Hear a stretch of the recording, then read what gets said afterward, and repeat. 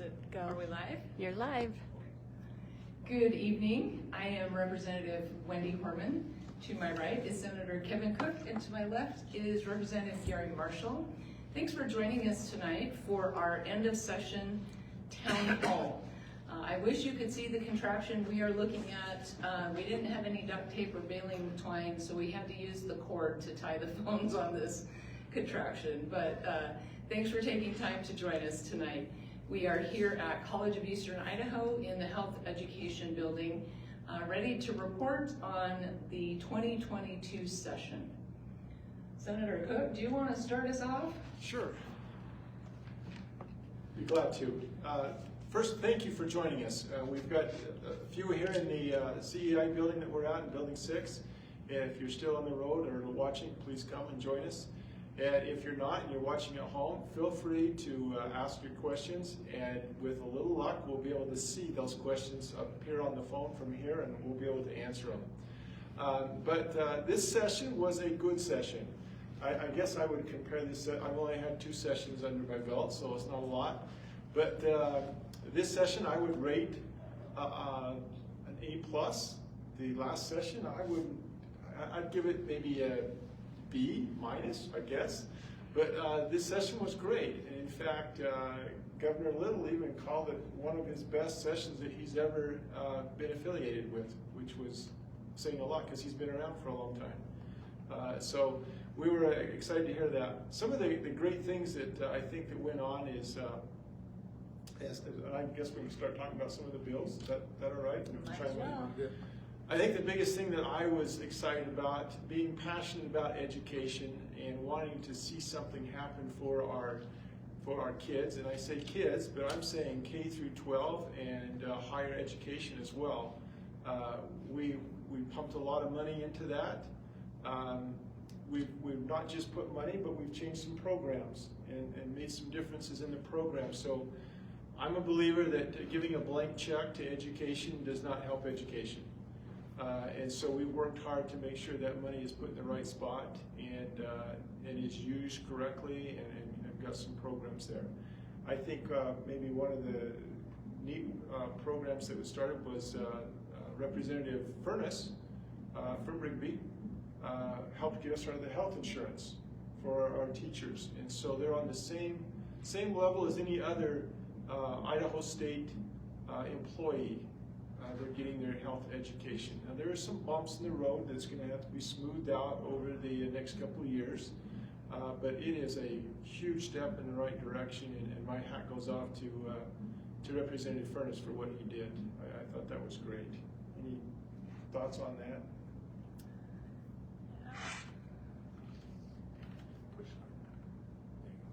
Yeah. That was House Bill 443, and I was also a floor sponsor of that bill. Making sure that what that bill did was actually get $75 million set aside so that if districts want to, they could buy into the state health insurance plan, so they have access to the same benefits that any state employee does, even though teachers are not state employees, they are district employees. I think that's an important difference too. To make sure it's through the districts that they get their salary, they lobby for their paycheck. Mm-hmm. Yeah. Now, then there was an additional $105 million to go on top of the $215 million that we already send out to districts specifically for health care, and that it turns out that districts hire a lot more staff than the state funds them for. And so they may not be able to buy onto the state plan this year, but they're getting the same amount of money on average that a state employee gets, about $12,500. So districts ought to be able to buy significantly better insurance at a lower premium and with better deductibles for their teachers. With that kind of investment. So that's an exciting thing that we all believe will help the take-home pay of our teachers in perhaps a more important way than even raising their salary. Although we also did a 10% increase in teacher salaries this year, 7% increase for classified staff and administrators, in addition to $1,000 bonuses for all school district employees. So a lot of cash flowing to help our teachers and school district employees this year. So as you can tell, we're excited about the education. All three of us here are passionate about education and want to help our kids get a better education, give them greater opportunities. The bill that I think that I like that you did was the Senate Bill 1255 with Lori, I think. You want to talk about that one? I think that's a cool one. Sure, that would be the most important bill I would say that I worked on this session, Senate Bill 1255, called Empowering Parents. What that did is take $50 million of American Rescue Plan funds and send those to families to make decisions about their children's education, whether they need to buy computers or tutoring or pay for cello lessons or FFA fees. The law allows for a lot of uses of those funds and really is going to help parents starting at the $60,000 income level first, and then to those above that if there's funds left after the 50 million, of the 50 million.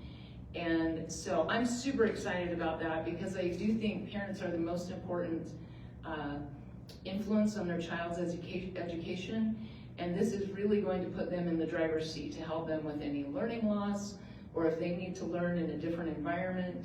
Whatever those needs are, parents are going to have access to $1,000 grants per student, up to $3,000 per family, to really accelerate or customize their child's education.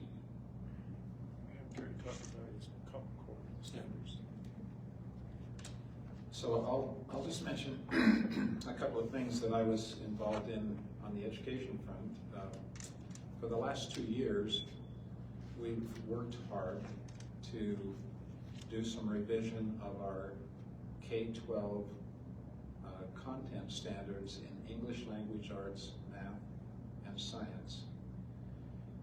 A lot of people had some deep reservations about some of the content.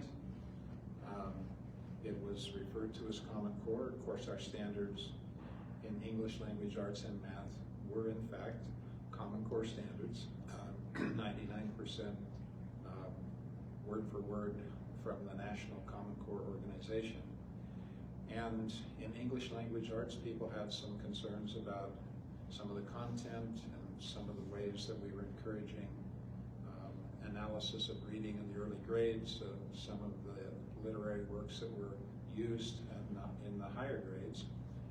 In math, there were a lot of things in the early grades with multiple strategies of doing basic math computations that really concerned parents.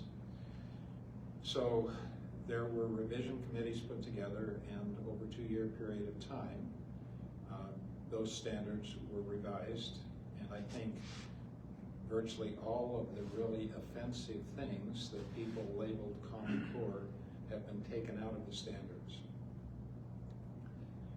The schedule was that those standards should have been approved by the State Board of Education last fall and presented to the legislature.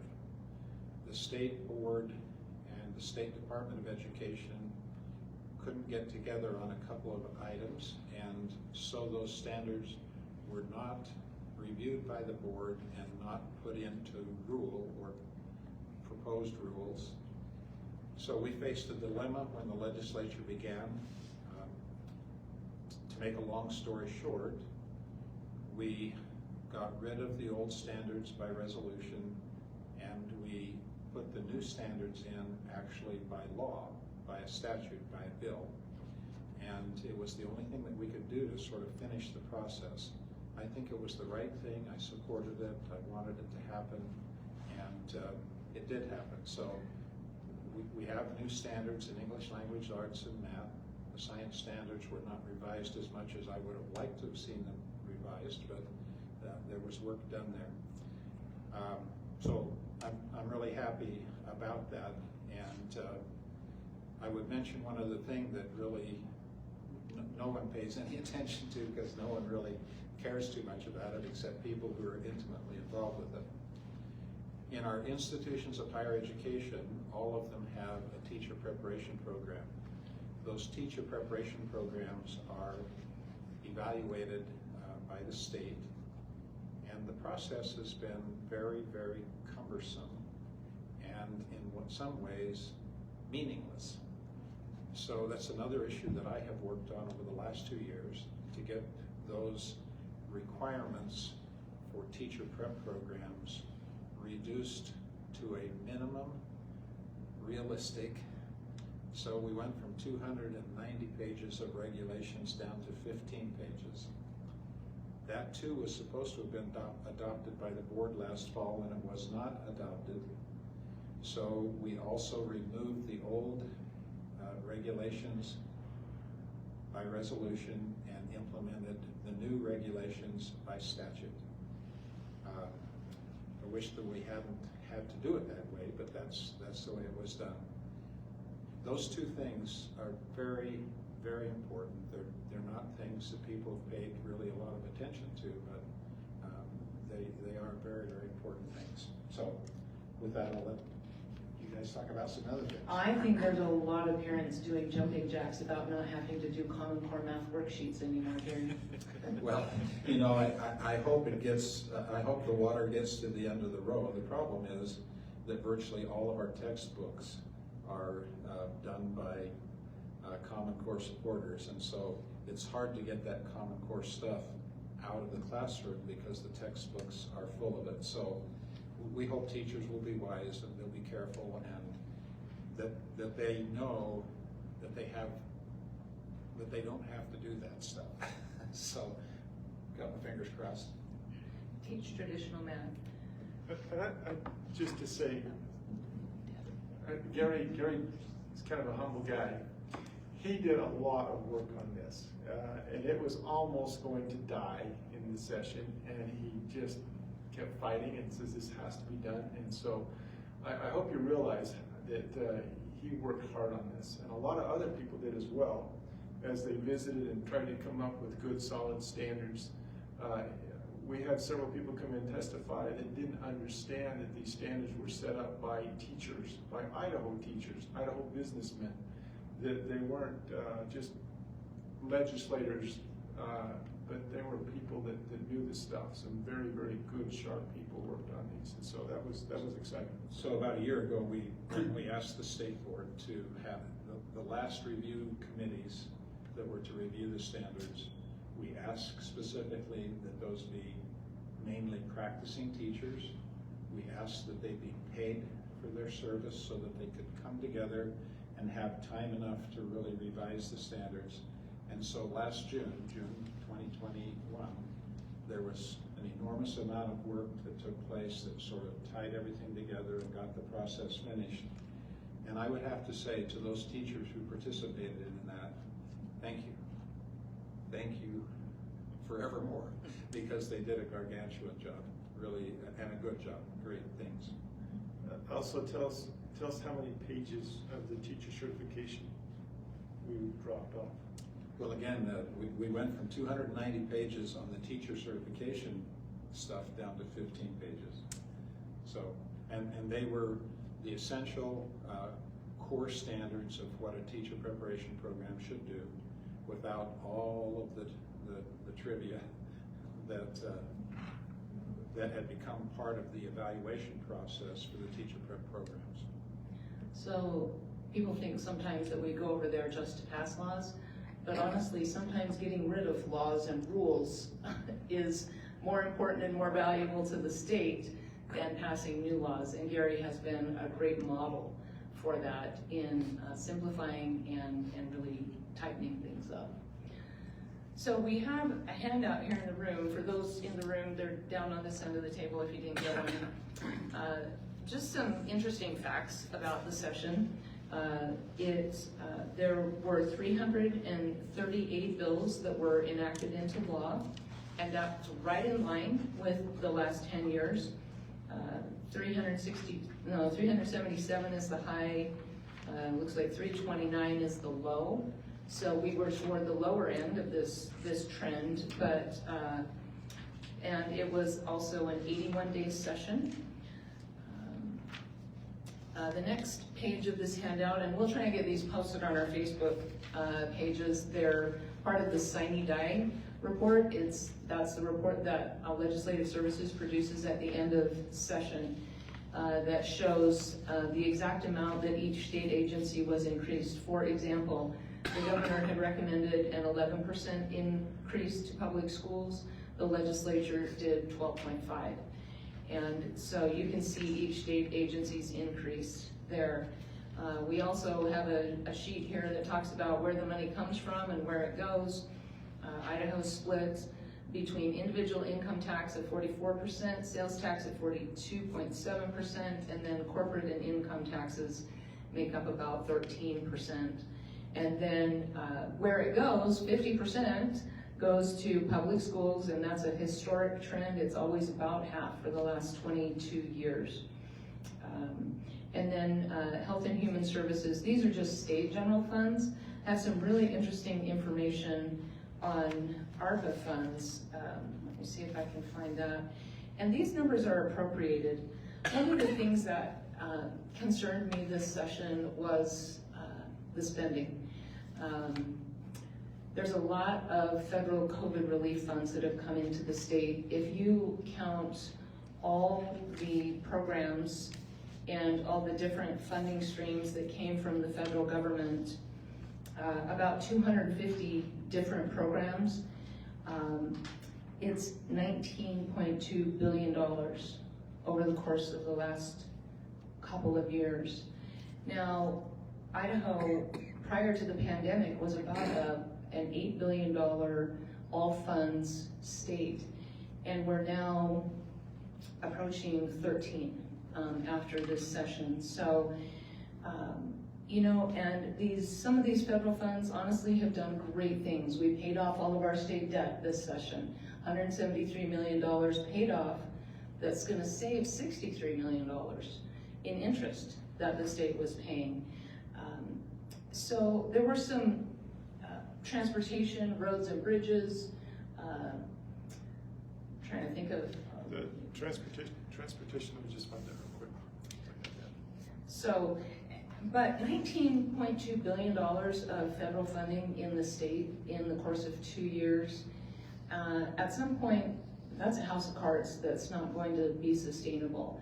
And so one of the things that we really need to watch for as we go back into future sessions is making sure that these federal funds are not funding programs that the state then has to pick up in the future. So there were some one-time investments made in some things, buildings, deferred maintenance. The state has about a $900 million deferred maintenance backlog. And so huge amounts put into those.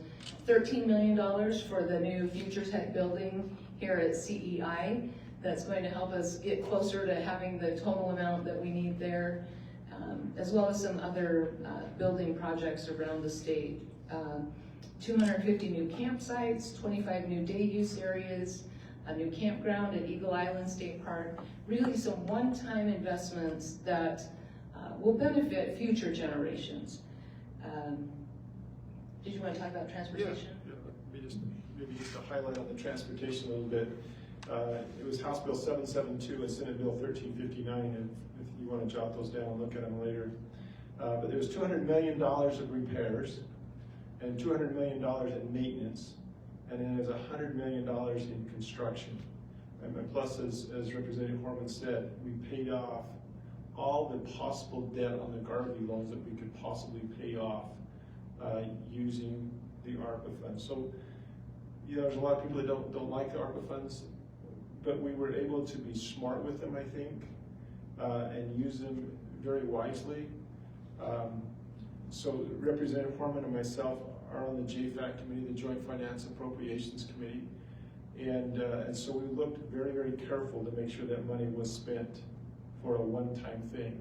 Where it was not, and I don't remember where it was at, but I remember one point it was used for a salary, but they had the individual sign a letter that they knew that this would be dropped off next year at the end of the ARPA, that you would not get that, so they absolutely knew that. Using it more as a bonus Yeah, stipend. just a bonus or a stipend, so I thought that was very interesting. One of the other things that we did, maybe to move on to, was it was the largest tax cut in Idaho history. It included $251 million in income tax reductions on an annual basis, beginning in 2023, and a $350 million one-time expenditure for tax rebates to most Idaho taxpayers. And so that was huge. Now that being said, I don't think either one of us had anyone come up and say, my income tax is killing me. It was rather, my property tax is killing me.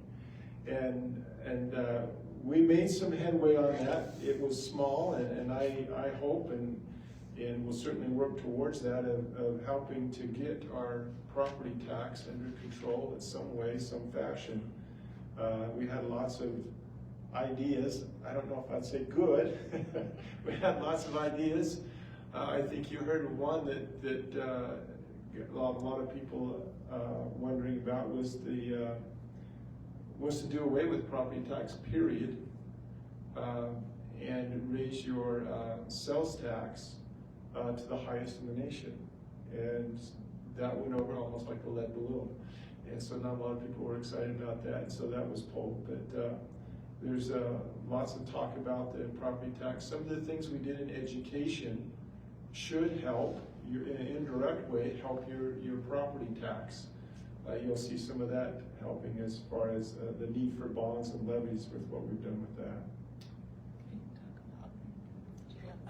I was just going to mention on property taxes, it's a very, very complex issue, property tax.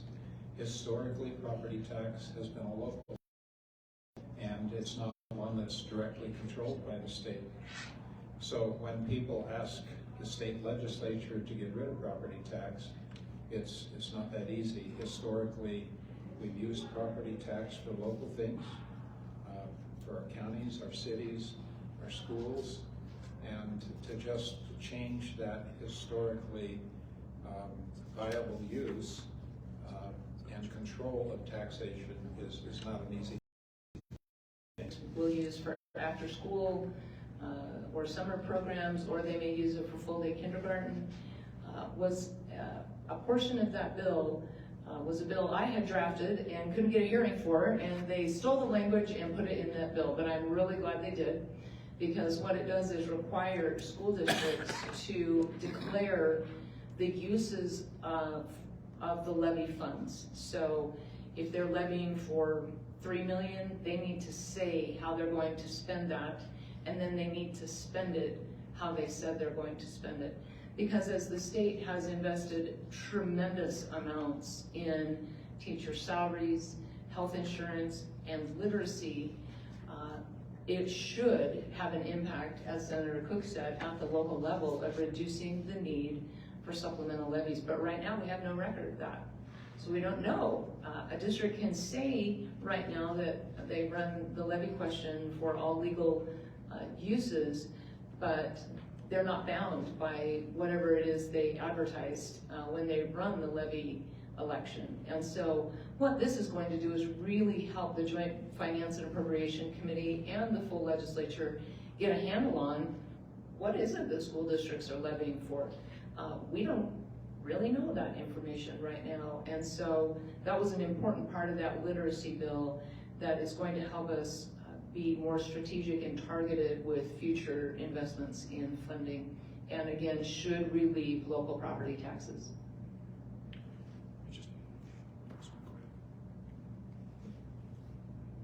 I have one other issue that I want to mention. It's an issue that also most people never hear of, they never see it, but it might be one of the most important things that we did in the legislature. So I worked with Representative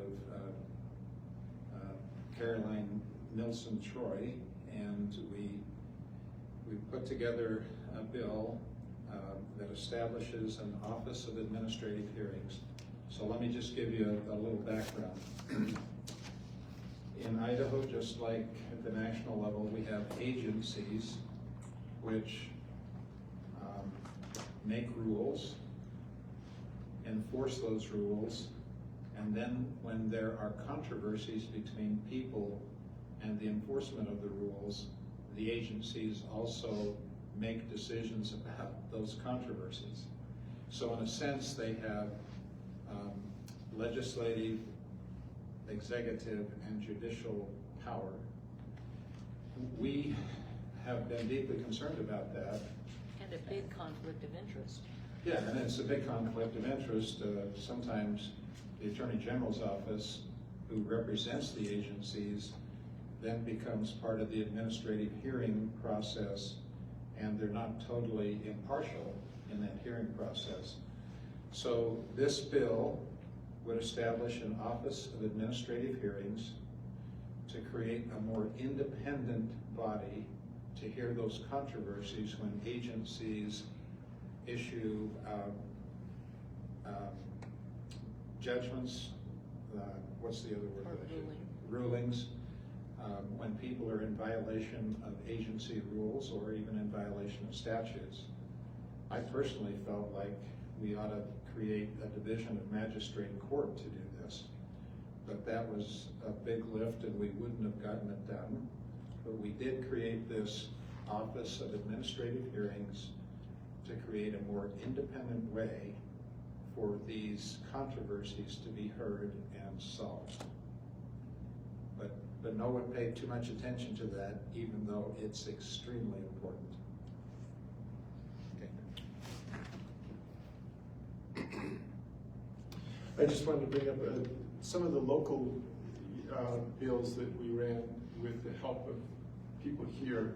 So the district superintendent, Wostenholm, he was trying to hire a counselor for a high school, and I said, yeah, you were doing that as well. You're the one that wrote it up. I did. So you probably should be telling about this one. Well, I can I'll talk let about you. So what we did, again, to make a long story quite short, we simply now allow the school districts to hire professional licensed counselors as school counselors without going through a whole new set of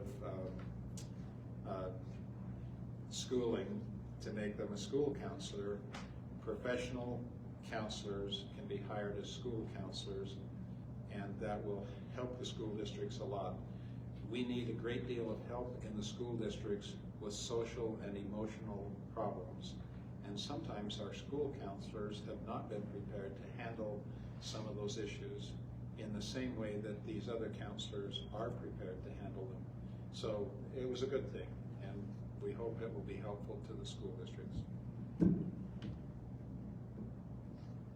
So another one that I worked on with some people across the state of Idaho, but particularly a couple of people here in Idaho Falls, was actually moving the, I'm going Brendan now, the vocational Extended employment services. Extended Employment Services, thank you. Extended Employment Services out from under vocational rehabilitation under Medicaid and development. No, we didn't do it in Medicaid. That's right. Disabled. Development disabled. Yeah. Thank you. Okay, that's good, right? Anyway, it's something that was needed badly, and we went to the table on that and went and presented that to the committee, and we had somebody else with a different idea, and it was kind of a heated discussion, and I got a little upset myself. But it was interesting because the committee came back and says, you know what, you guys work it out, and so we're going to table this. In other words, we're killing your bill and your bill, and they'll both be on the table and until you guys get it straight. And he said, come back next year.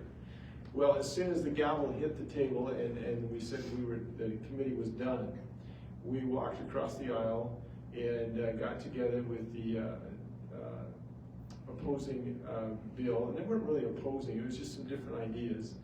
we got together, and the next 2 nights, we worked late into the night, and found some compromising and fixed it. Made a good, solid bill, and I think it was a better bill than either one of us had come up with originally. And so we were able to get that bill all the way through the committee and Senate and House, and the governor signed it. So this is a huge bill that will help our those with severe disabilities that need it most, that really don't have a voice for themselves. So I was excited to be a part of that.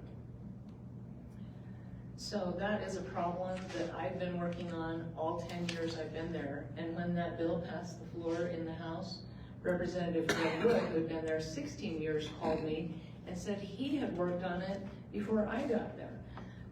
Senator Dean Mortimer worked on it as well. And so really thank Senator Cook for engaging deeply on that issue. I was in a couple of meetings, but he took the laboring oar on that, shall we say, and really got it across the finish line so we could get it out of an agency. This is a state program that helps the development workshop here in Idaho Falls significantly. This is life-changing funding that makes a difference for the disabled right here in Idaho Falls. And what was happening is it was getting where it was in an agency that were applying federal rules to this and doing all kinds of things that were not appropriate for a state-run program. And yet they had a hard time letting go of it until we made it more appealing for them to let go of it than to hang on to it. And so I was able to carry that appropriation bill in the House that took that money out of vocational rehabilitation and moved it over into Division of Health and Welfare that deals with serving disabled people. And so that took a lot of work, and thank you for all the work that you did on that. We're about halfway through. Any questions coming in? I can't, my phone's too far away. Okay. What do you look useful? I've been looking on hers as well. Oh, thank you. We have Senator Cook's wife, Sherry, here kind of monitoring pages for us too, so thank you. She helped us with some technical assistance during session as well with our town halls, so thank you to her. I'd like to make a little general comment here. I'm retiring from the legislature after only 2 terms, and that's because I'm an old guy, and I really didn't want to be in the legislature when I'm 76 years old. But I would like to say that the legislature is the lawmaking body of the state of Idaho. And sometimes I'm disappointed and chagrined when people make fun of the legislature, when they ridicule the legislature. You know, if you destroy faith in the legislature, you have to ask yourself, in a republic, what do you have left? And so when people get very sarcastic and critical of the legislature, sometimes in a simplistic way based on pure ideologies, sometimes just to be cute and smart, I would say that's a little bit harmful. My experience over the last 4 years has been really good. And virtually every one of the legislators are honest, good people, trying to do the right things and working hard. We deal with issues from water to taxes, to education, to criminal law, jails, prisons, and a whole lot of other things. And most of us are not experts in any of those things. I can tell you that these 2 people work extremely hard and spend hours and hours and hours on that one committee that demands that kind of time, and that's the Joint Finance and Appropriations Committee. But they're bright, they're smart, they're really, really good. And it has been my privilege to serve in the legislature representing the same district as Senator Cook and Representative Horman. I just would be totally remiss if I didn't express my opinions about them specifically and plead with everybody more generally to be a little more supportive of your legislature. They're good people, they're hardworking people, and without a lawmaking body, we are not a republic. So be careful what you say about us.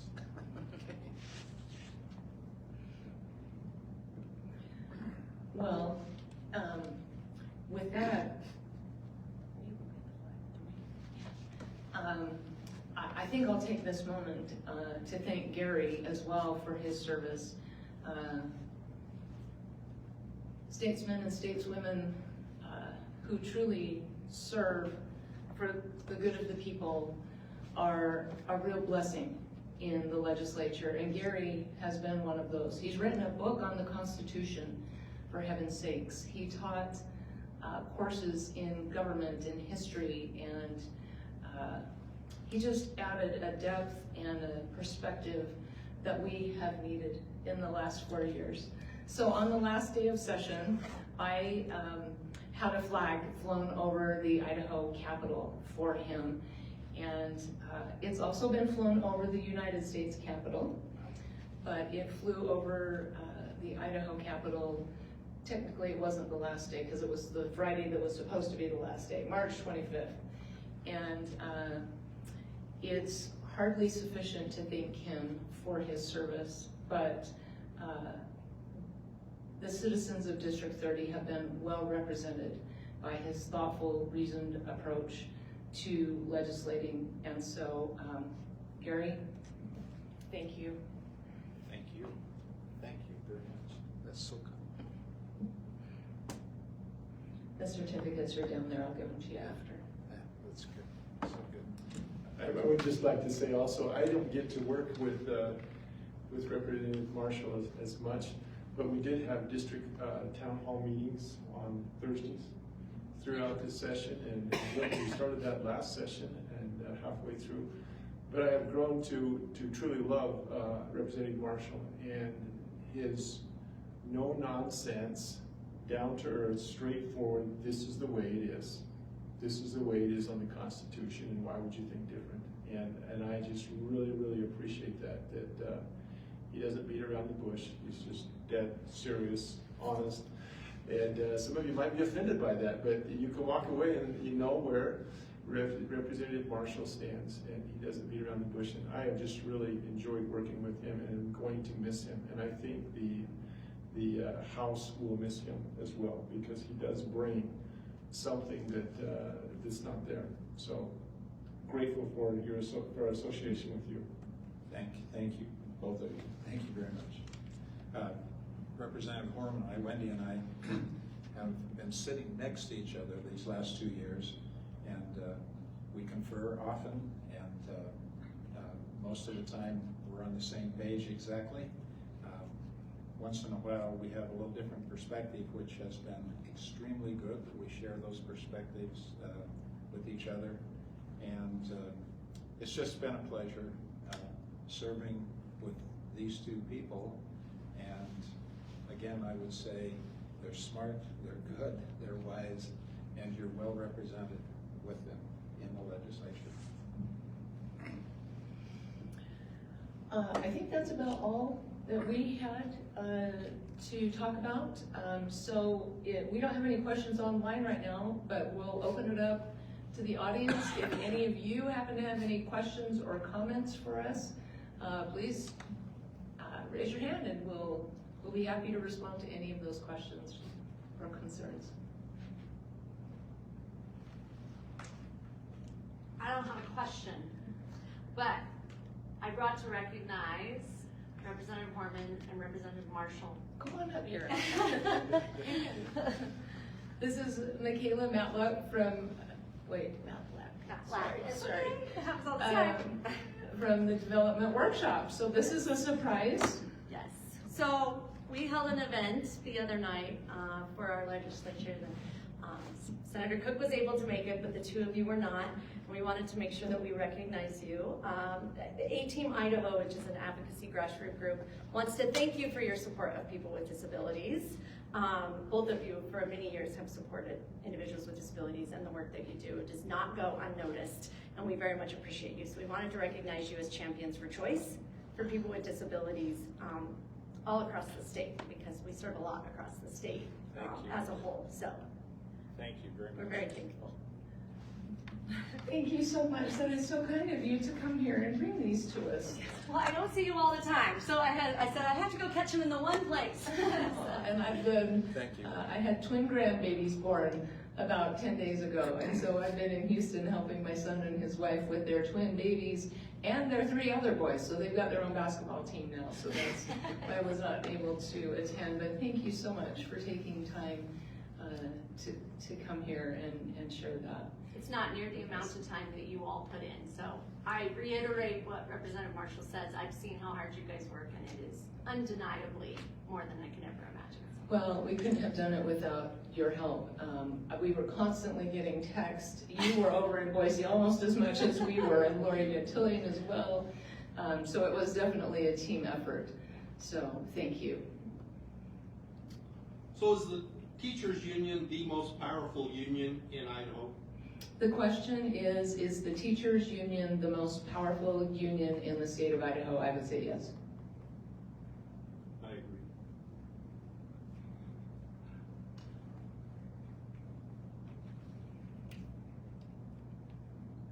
If big is powerful, then it's probably the biggest union in the state. I don't know that it has as much power as some people think it does. Our local boards are still in control. And so they actually do some good things. So, and then maybe just to talk a little bit about that as well. The IEA, some people are really dislike them, what they do, but they also do a great work. And I think you could say that about all of us. We have our moments when we are shine, and there's moments when we don't shine. And I would go back to the local district school boards. They're not ran by the IEA, they're the school boards. The legislators, they're not ran by the IEA. They come in, they voice their opinion, we listen to them. But I don't know of anybody that votes based on a lobbyist or a union or anything else that way.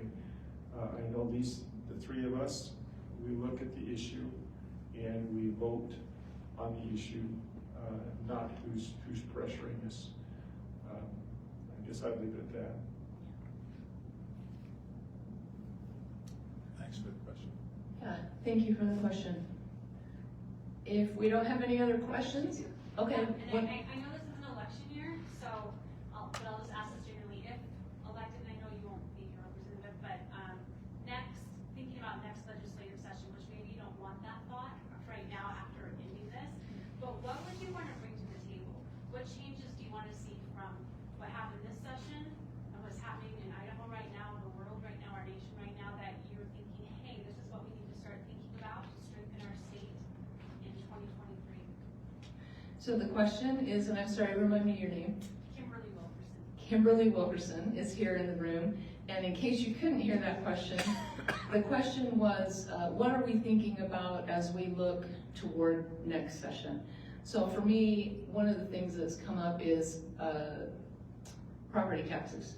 I think that was an area where we definitely need to continue that conversation. We have seniors that are being priced out of their homes, and we've got to do something about solving that problem. The other issue that I've worked on for many years since I've been in the legislature, I served on a school board for 11 years before I was elected to the legislature, is our funding systems for K-12 and for higher education. They were both created in the 90s, and we've had 3 decades of change since then. And they don't service as well as they could, and we don't have enough emphasis on outcomes in our funding structures, either in K-12 or in the higher education space, as far as I'm concerned. And so I think it's still time, it's past time, to have that conversation about how to focus more on outputs than inputs, people more than programs, and students more than systems. That was one of my big takeaways from the COVID pandemic, is that as our systems were shut down, I mean, school, it became it became not a noun, but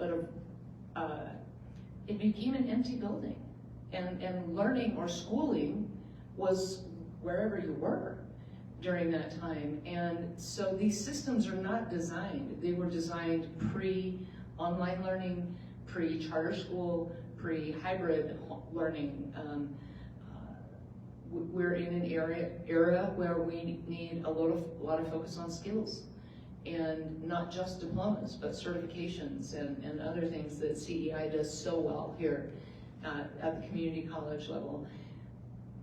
But your funding system becomes your de facto policy, and I just think they're not serving us well. So it's a heavy lift. I've been working on it since at least 2015, but that will be something that I will spend some time working on in the 2023 session as well.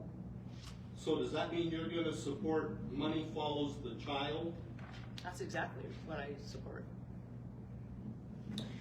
So the things that I'm working on or would like to see is regarding education is reading with a bunch of 8th graders. There was always one that says, I'm going to drop out. And I think the reason why is because our education right now is geared to going to college. We believe that for years and years, everybody goes to college and gets a bachelor's degree, and that's what you have to do. And if you don't do that, then you're second grade. And that is wrong. And so I believe if we have a career path, that when these kids graduate from high school, they're either going to college or they graduate from high school with a skill, a trade, something that they can go into the workforce and earn a living. And our very own CEI, which is we're here, is very involved with that, working heavily. And so I would like to see some of that happening to our kids. They graduate with something other than I have to go to college, because college is not for everybody. It's just not. Let's give them a trade and skill. One of the things I worked really hard on this past year, and I hope to be able to finish up, is rewriting the busing formula. You might think, what does that have to do with it? Who cares about that? Well, I'm hoping it'll save us a lot of money in our education. And it is the most convoluted thing I've ever read in my life. And so I'd like to see that. The other thing that I started this year is I was on the education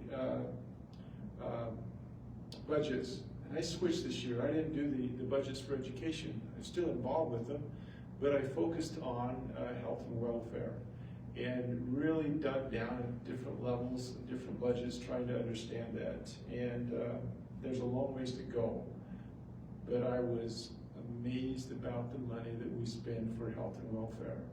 And I'm not proposing that we take services away, but there's gotta be a way to get that under control, to use that money wisely. And so I'm looking at that. I'm talking with doctors and pharmacists and hospital administrations. Anywhere I go, they're gonna start avoiding me when they see me come, because I start asking them questions about them. So those are the three things that I would like to work on.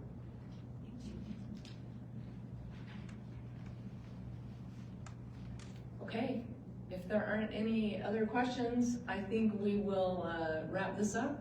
Thank you so much for taking time to be with us in person. I just want to say we're very pleased to have Dr. Rick Amon, the president of the College of Eastern Idaho, sitting in our audience tonight. We appreciate him very much, appreciate what he's done here for the college, and just want to recognize him. Thank you. And thank you for allowing us the use of the facilities for this town hall. So, thank you so much for joining us, and good night. Thank you.